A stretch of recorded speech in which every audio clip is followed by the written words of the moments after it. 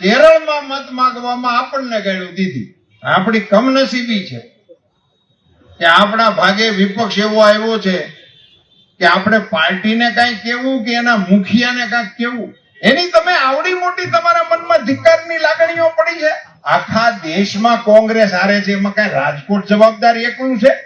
દુનિયામાં કોઈનું સાંભળતા નથી એવા વાજે છે. ઈ પણ આપણું માન રાખવા માટે તૈયાર છે. ઈ નરેન્દ્રભાઈ મોદીનું માન નથી, ભારતનું માન છે. મિત્રો, આ બધી વાતો હું ભારત સરકારના વખાણ કરવા માટે નથી કરતો. આ બધી વાતો મેં નરેન્દ્રભાઈ મોદીના વખાણ કરવા માટે નથી કરી.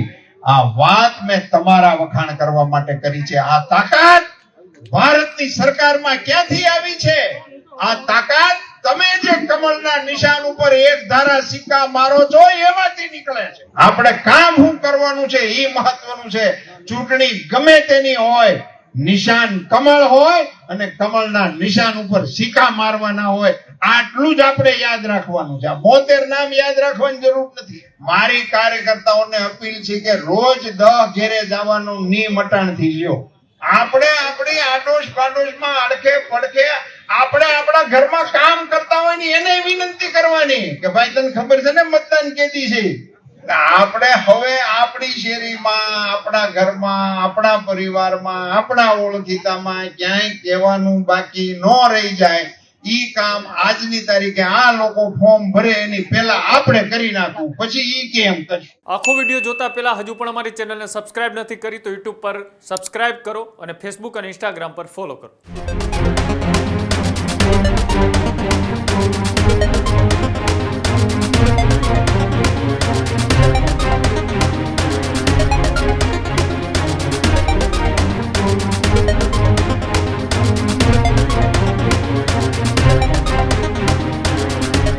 સ્થાનિક સ્વરાજ્યની ચૂંટણી વચ્ચે રાજકોટનું રાજકારણ અત્યારે ગરમાયું છે.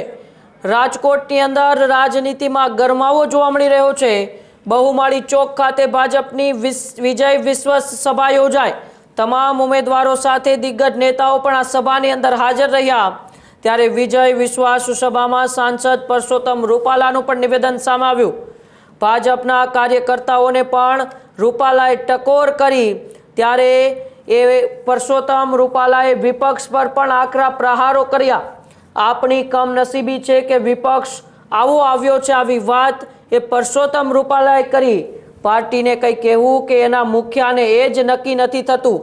કેરળમાં મત માગવામાં આપણને ગાળો આપી, આવી વાત પણ રૂપાલાએ કરી. આખા દેશમાં કોંગ્રેસ હારે, એમાં રાજકોટ જવાબદાર, એવા સવાલો પણ પરસોત્તમ રૂપાલાએ કર્યા. ચૂંટણી ગમે એની હોય, નિશાન માત્ર કમળ હોવું જોઈએ. કોઈ કહે છે કે મારા પૂરતું કરજો તો એને મત આપતા જ નહીં, આવી વાત પણ રૂપાલાએ કરી છે. વિજય વિશ્વાસ સંમેલન રાજકોટની અંદર યોજાયું હતું ને ત્યાં જ રાજકોટના સાંસદ પરસોત્તમ રૂપાલાનું નિવેદન સામે આવ્યું હતું. અને પરસોત્તમ રૂપાલાના નિવેદનથી રાજકોટની રાજનીતિ પણ ગરમાઈ હતી. પરસોત્તમ રૂપાલાએ ભારતીય જનતા પાર્ટીના કાર્યકર્તાઓને ટકોરની સાથે સાથે કોંગ્રેસને પણ આડે હાથ લીધી હતી.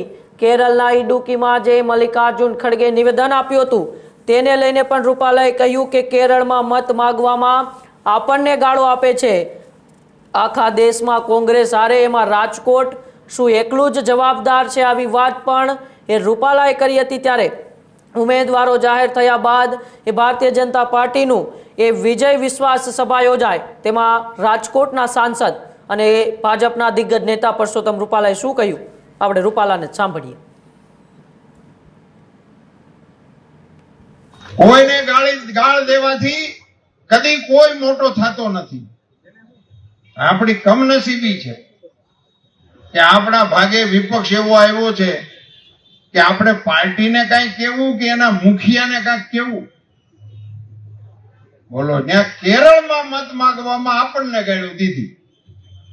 કાંઈ કારણ ને કાંઈ કાજ, કોઈ સંભાળ્યા નહોતા, કોઈ પૂછ્યું નહોતું ગુજરાત વાળા શું કરે છે, એની કઈ ટપાલ નહોતી. મિત્રો, એમાં એક બહુ મહત્વનો સંદેશ સમાયેલો છે, એને મારે તમારી આજે શેર કરવો છે. એમણે અભાણ કયા અને પછી પાછું સુધાર્યું કે બધાને નથી કીધા, જે થોડા ઘણા પણ અભણ છે, મજૂરો છે, એને માટેની વાત કરી હતી. એવું પાછું એક જણાએ શોખવટ કર્યું. એનો અર્થ એ થાય કે અભણ એટલે મૂર્ખ, એમ? એનો અર્થ એવો થાય છે? એવી તમારી વ્યાખ્યા છે. નવી વ્યાખ્યા લઈ આવ્યો. અમારો ગરીબ એટલે એને તમે મૂર્ખ સમજો છો? અમારો નાનો માણસ, એની તમે આવડી મોટી તમારા મનમાં ધિક્કારની લાગણીઓ પડી છે. આખા દેશમાં કોંગ્રેસ હારે છે, એમાં કઈ રાજકોટ જવાબદાર એકલું છે? જ્યાં હોય ને તમે હારો છો. એનીથી થયું છે એવું કે આખા દેશની હારનો ગુસ્સો એને ગુજરાત ઉપર કાઢ્યો. બીજું આમાં કઈ લાંબુ તથ્ય કઈ હતું જ નહીં. આવી રીતે તમે કેમ પ્રચાર કરો છો, મારે એ જાણવું છે. તમે તમારી પાર્ટીની વાત મૂકો, તમારા પાર્ટીના એજન્ડા હોય એની વાત કરો. અમારા આગેવાનોને સમય નથી ને બધા લંબાણપૂર્વક વાત કરી શકે છે, એમ તેમ છતાંય બોલ્યા એક વાક્ય. ભાઈ આપણે પંચનિષ્ઠામાં વિશ્વાસ ધરાવનારી પાર્ટી છીએ, આપણે રાષ્ટ્રવાદમાં માનનારી પાર્ટી છીએ, આપણે લોકતંત્રમાં માનનારી પાર્ટી છીએ. આપણી પાર્ટીની વાત કરો. મારે આ તકે રાજકોટ મહાનગરના પ્રારંભથી લઈ અને અત્યારે મારી બાજુમાં મેયર બેઠા છે ત્યાં સુધીની બધી જ ટીમના આગેવાનોએ અને કોર્પોરેટરોએ જે કામ કર્યા છે એને યાદ કરીને એને અભિનંદન આપવા છે. મારે તો વધારામાં અત્યાર સુધીમાં જેટલા ઉમેદવારોએ ફોર્મ ભર્યા છે કમળના નિશાન ઉપર, એમાંથી જીત્યા હશે ને હાર્યા હશે એ તમામ આગેવાનોને યાદ કરવા છે. કારણ કે એ એક પ્રકારની ભૂમિકાઓ રચાતી આપણે અહીંયા પહોંચ્યા છીએ. રાજકોટથી ખીલેલું કમળ, રાજકોટથી પ્રગટેલો દીપક, એનો પ્રકાશ ગુજરાત ઉપર પથરાણો છે અને એનો પ્રકાશ દિલ્હીની અંદર પ્રગટ્યો છે. આજે ભારતીય જનતા પાર્ટીના કાર્યકર્તા તરીકે આપણે ગૌરવ લઈ શકીએ કે વિશ્વમાં એવો કોઈ નેતા નથી કે જેને આટલું લાંબુ શાસન સ્ટેટ હેડ તરીકે કર્યું હોય. પણ હું રાજકોટની ધરતી ઉપરથી વાત કરતો હોઉં ત્યારે મને કહેવાનું જરૂર ગમે કે જે વિશ્વ રેકોર્ડ આપણા નેતાએ કર્યો છે એનો પ્રારંભ અને પહેલો દિવસ અને મંજૂરીની મોર રાજકોટે મારી છે. એ શુકનવંતું આયનું મળેલું સમર્થન એને હજી સુધી કોઈ હલાવી શક્યું નથી. ફાનુસ બનકર जिसकी हिफाजत हवा करे, होश में क्या बुझे जिसको रोशन खुदा करे. એવી અહીંયાથી રાજકોટથી શરૂ થયેલી આપણી વિજયની જે કેડીઓ છે, જે કાર્યક્રમો છે, એ અહીંયા આપણી પાસે એવડું મોટું ભાથું છે કે આપણે એના વિશે બોલતા જઈએ તો એક સભામાં એક જણાનો વારો ન આવે. પણ નાની થોડીક ચીજો આપણા સૌના ધ્યાન ઉપર મારે મૂકવી છે. ગુજરાતમાં ભારતીય જનતા પાર્ટીની સરકાર, કેન્દ્રમાં મોદીજીના વડપણ વાળી આપણી સરકાર, અને એને પરિણામે અત્યારે જે આપણું વિશ્વમાં સ્થાન, સાહેબ ક્યારેક સમાચારો વાંચતા હોય તો એકલા આપણને આમ છાતી આપણી ફાટું થતી હોય કે આખી દુનિયા હોર્મુઝની ખાડી ઉપર નજર રાખીને બેઠી હોય, આખી દુનિયા વળ ખાતી હોય અને હોર્મુઝની ખાડી ઉપરથી ભારત જવું છે એમ કે ઈ વહાણને જવાની મંજૂરી મળતી હોય. દુનિયામાં કોઈનું સાંભળતા નથી એવા બાજે છે. ઈ પણ આપણું માન રાખવા માટે તૈયાર છે. ઈ નરેન્દ્રભાઈ મોદીનું માન નથી, ઈ ભારતનું માન છે. ભારતનું માન.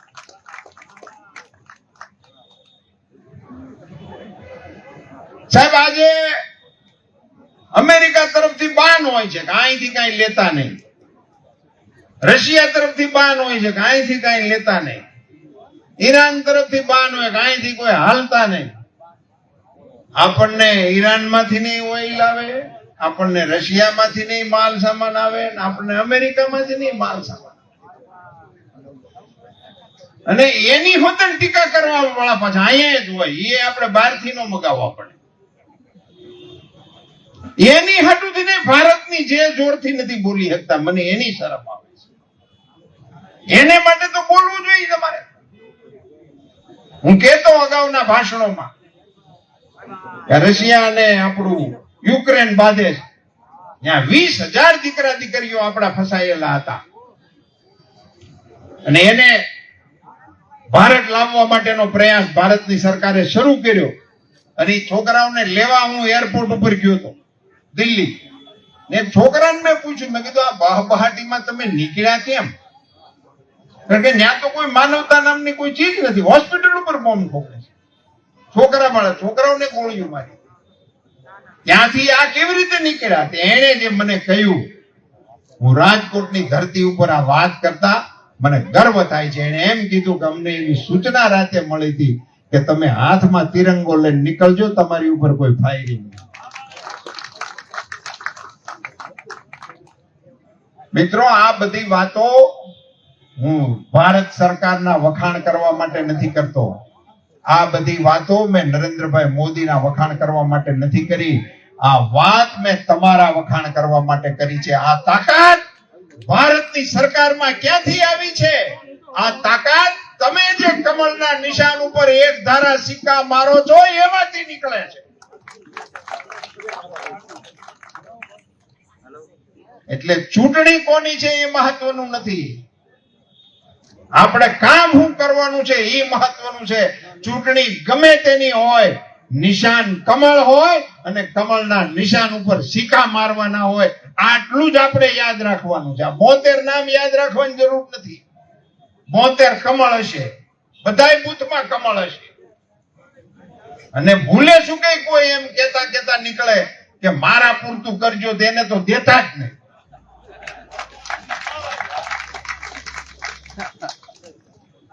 કમળના નિશાન ઉપર મતદાન કરો અને 72 કમળને જીતાડવા માટેનો પ્રયાસ કરો.